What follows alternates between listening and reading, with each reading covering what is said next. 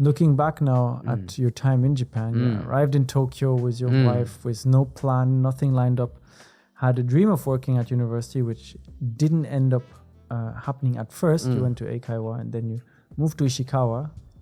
And do you feel like, looking back, a lot of things have changed? Have you kind of found your place here in Japan? I think I have. I've built a life here, which I'm quite proud of, that I came over, couldn't speak any Japanese, didn't have a job.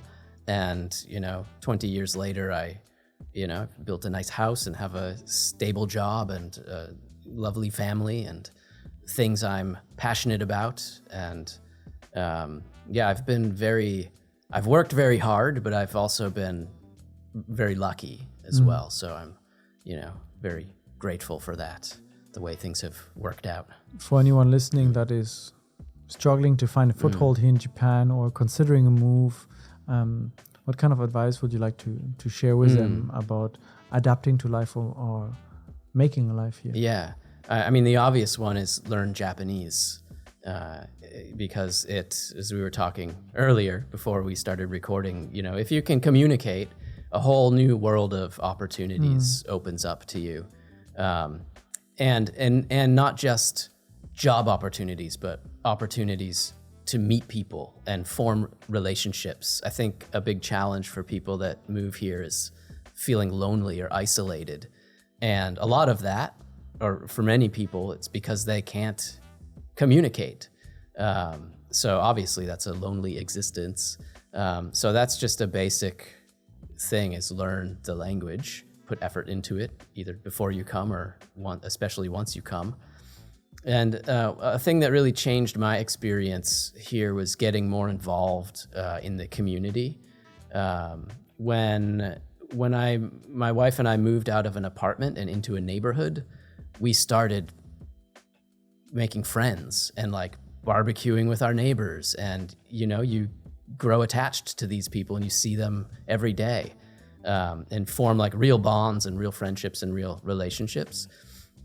And then after we moved into the house that we built, I started getting involved in the community more, going to neighborhood meetings. And, I'm an immigration ambassador for my town. Wow. So I go to the city hall and, meet the mayor and meet other people who are also immigration ambassadors. And, I feel like I'm involved, which is fulfilling. I'm not just I don't just live here. I'm a member of the community.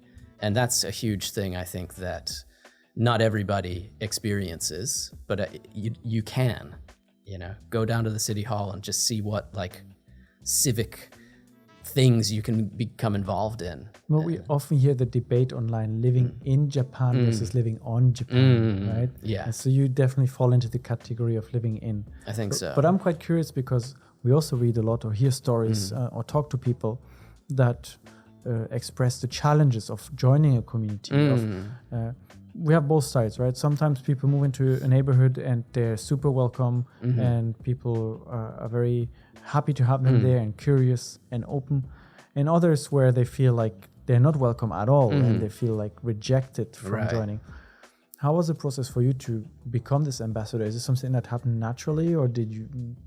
Yeah, I think, how did it happen? I can't remember, it was a few years ago, but somebody from the town hall asked me and I agreed. Sorry, that's a horrible answer.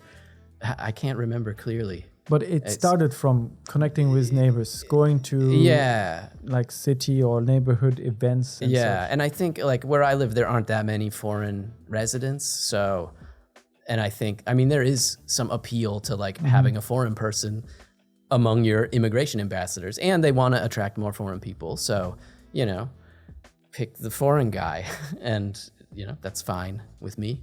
What are some of the kind of things they ask you to help with and assist in the main one that I've participated in, I started right as the pandemic was kicking off.